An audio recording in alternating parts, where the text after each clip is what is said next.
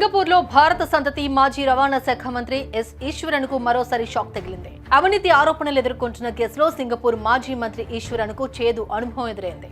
ఈశ్వరన్ తరపు ప్రాసిక్యూషన్ సాక్షుల వాంగ్మూలాలు పొందలేకపోయారు.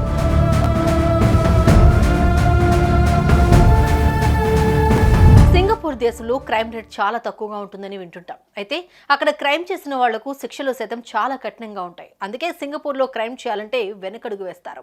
ఇక్కడ క్రైమ్ అంటే దొంగతనం, కరప్షన్ నుండి మర్డర్ వరకు ఎలాంటివి చేయరు. అలాంటి సింగపూర్లో అవినీతి ఆరోపణలతో గతంలో ఓ భారత సంతతి నాయకుడు అరెస్ట్ అయిన విషయం తెలిసిందే.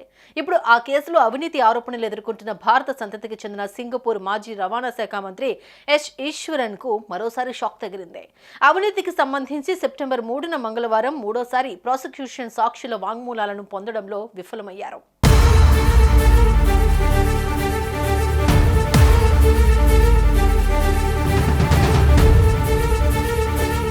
ఈ నేపథ్యంలో సింగపూర్ మాజీ రవాణా శాఖ మంత్రి ఈశ్వరన్ అవినీతి అభియోగాలపై వచ్చే వారం కీలక విచారణ ప్రారంభమవుతుంది.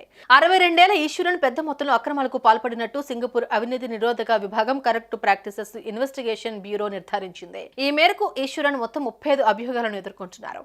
ఇందులో 2 అవినీతికి సంబంధించినవి. ఒక దానిలో 1,66,000 సింగపూర్ డాలర్ల మేర ఈశ్వరన్ అవినీతికి పాల్పడినట్లుగా ఆరోపణలు ఎదుర్కొంటున్నారు. మరో 32 కౌంట్లు 2,37,000 సింగపూర్ డాలర్లకు పైగా విలువైన వస్తువులను పబ్లిక్ సర్వెంట్ గా ఉండి పొందినందుకు ఈశ్వరన్ ఫేస్ చేస్తున్నట్లుగా ప్రాసిక్యూటర్లు సమర్పించిన ఛార్జ్ షీట్ లో పేర్కొన్నారు.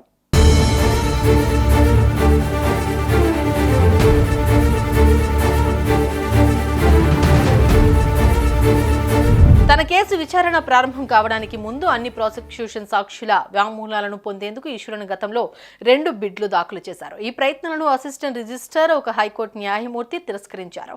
విచారణ ప్రారంభం కావడానికి ముందు ప్రాసిక్యూషన్ కేసు డిఫెన్స్ లో ఉంది. విచారణలో ప్రాసిక్యూషన్ అంగీకరించాలి అనుకునే షరతులతో కూడిన స్టేట్మెంట్లను ఖచ్చితంగా కలిగి ఉండాలి. కాగా సింగపూర్ స్థిరాస్తి వ్యాపార దిగ్గజం ఓంగ్ బెంగ్ సింగ్ నుంచి విమానాలు, హోటల్ టికెట్లు, ఫార్ములా 1 రేస్ గ్రాండ్ పిక్స్ కు సంబంధించిన ప్రయోజనాలు పొందినట్టు ఛార్జ్ షీట్ లో పేర్కొన్నారు. ఈ ఏడాది జనవరిలో ఆరోపణలు ఎదుర్కొన్న ఆయన తాను నిర్దోషినని చెబుతున్నారు.